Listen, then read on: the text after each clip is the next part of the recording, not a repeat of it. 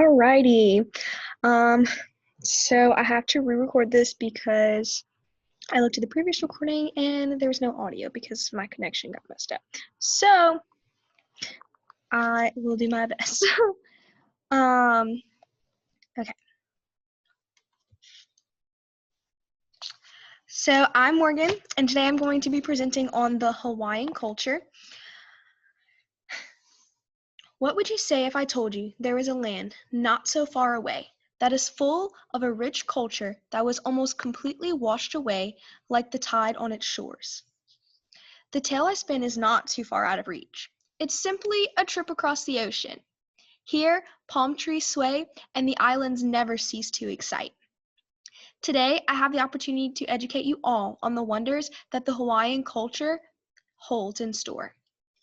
The pride for their heritage that the Hawaiian people exude is unparalleled. While I'm not a native Hawaiian, I was born in its comforting arms of paradise before moving to Louisiana. I have my own ohana out there that have watched me grow up and even let me visit last semester. My close friend from high school, Kelsey Lee Lokomakai Makano Okalani Lyman, is half Hawaiian and has helped me get more into depth with the culture that I've absolutely managed to fall in love with. In the following speech, I will inform you about dance and music, language, and religion. We'll begin with dance and music that keeps the stories of the islands alive. Dance and music play a huge role in the Hawaiian culture because of how they tell stories and express the Hawaiian heritage. The dancing of the Hawaiian culture truly has a connection through the past, present, and future of Hawaii. The hula is a traditional style of dance originating back to the ancestors of the islands. Only men were originally able to perform because it was a dance to the gods. The hula has been around since the beginnings of Hawaiian culture and was actually temporarily banned in 1820 by Calvinist missionaries. Because it was linked to the gods and monarchs, every component of the hula is executed with the utmost intention.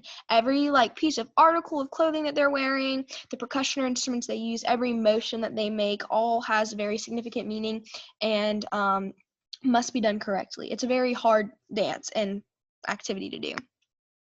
In order to perform these dances and musical works, Hawaiians had to create instruments to accompany their chants and dances. These instruments are made unique because each piece is forged by hand and designed for a particular story. Different ones are used for each and every story, but the one constant is the drummer who establishes the rhythm for the dancers. So the instrument depicted here is the pu'ili, and it's a percussion instrument made out of bamboo, and it makes a shaking sound. So it's like back home, we have sugarcane festival, and we would roll up construction pieces of paper and then cut the ends like slits in them to make it look like a sugarcane stalk. And that's kind of like what this is, except it's made out of bamboo and reed, and so it's like a sturdier instrument. And you beat them against each other. They beat them on the floor. They shake them, and it all goes and contributes to the percussion that's in the hula dances because they are based on percussion. And that kind of helps everybody keep tempo and keeps everybody on the same track for the dance. That's the only music they have is that percussion. It's live music. Sorry,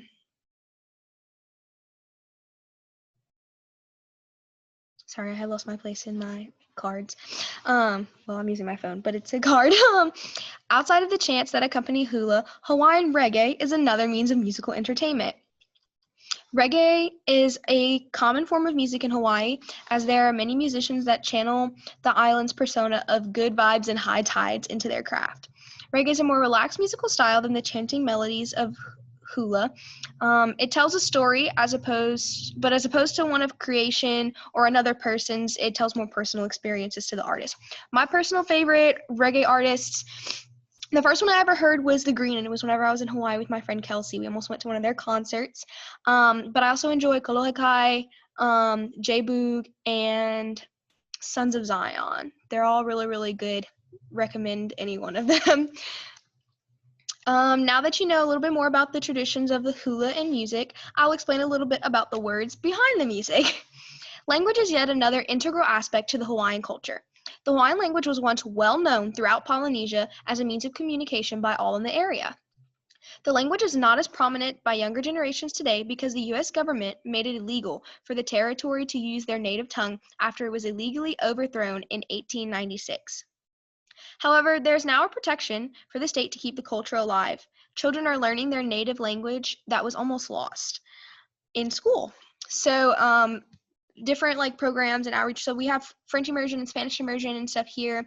They have a Hawaiian immersion program where they're trying to like refound the language and get it more well known. People know slang and people know some words like if they speak it in their household, but it's not really like fully immersive.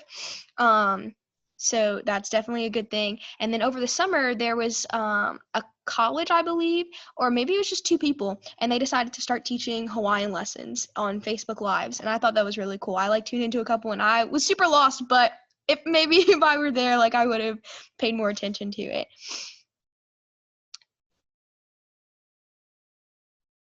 Some of the language used in modern day as slang is it used as slang phrases. A hui hao means until we meet again, and aloha is a common one. It means I love you, goodbye, hello. I think it's really beautiful that it means hello and goodbye, and it kind of goes into the aspect of a hui hao, like until we meet again. Like it's never really a true goodbye because everyone's ohana and they're all gonna see each other again someday. They give these phrases in particular give insight to the more prominent aspects of the Hawaiian culture, such as unity and strength. The language of Hawaii is ingrained in other components of their culture, such as music and religion.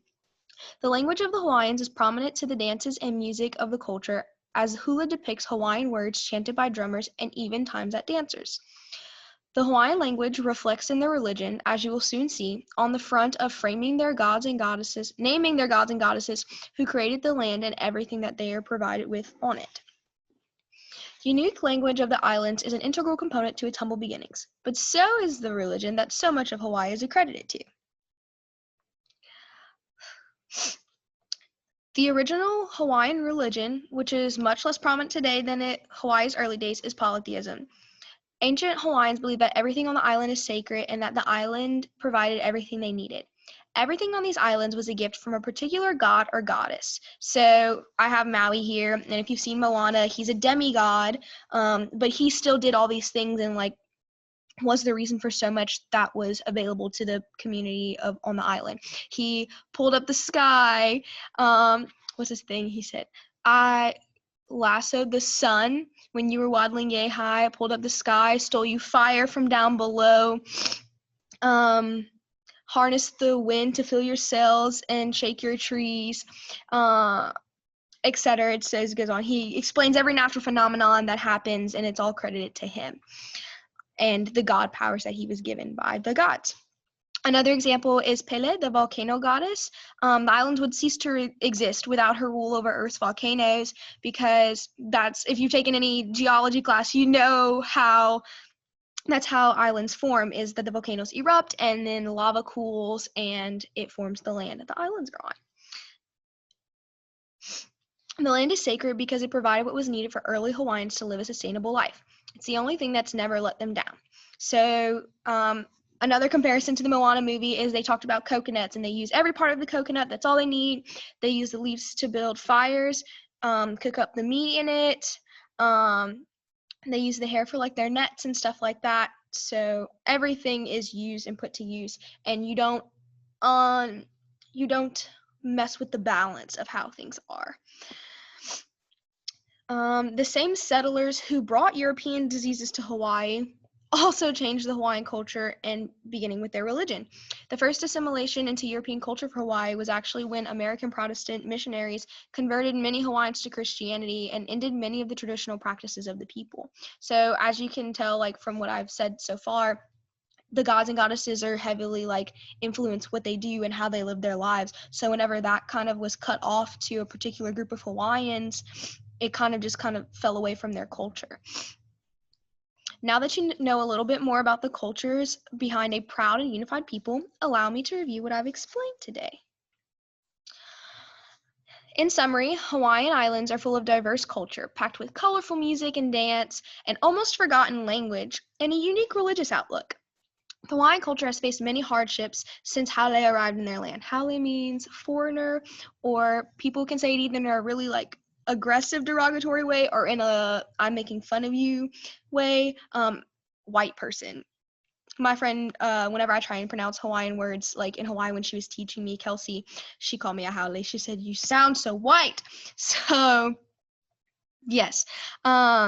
Despite the struggles, however, they managed to fight for their traditions that they hold dearly in their hearts. The music and dance Hawaiians performed enabled them to share their stories with not only each other, but the world. The language mirrors their pride for their land and a symbol of their pride and fire that burns within them.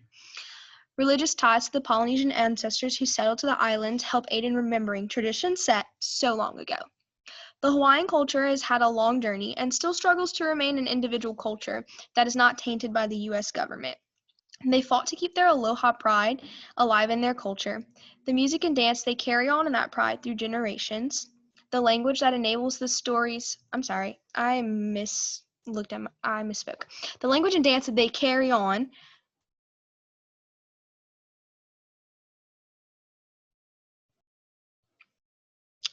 I'm so sorry. The music and dance that carry on the pride through their generations. The language that enables the stories to remain as a connection to the Hawaiian peoples, and the religion that everything was founded on remains the foundation of Hawaii today, tomorrow, and for the rest of time. Thank you so much. Um, these are my references that I use. I was supposed to do an interview with my friend, but I feel like I kind of know enough that she was going to say, because I got to spend time with her this summer, and also she's only half Hawaiian and she doesn't live there. But I didn't use her as a source because I didn't like really use her. I kind of used my own prior knowledge. So, but this is the rest of them. And that concludes my presentation. I hope that you enjoyed learning about it, and I hope you have a great day. Let's see.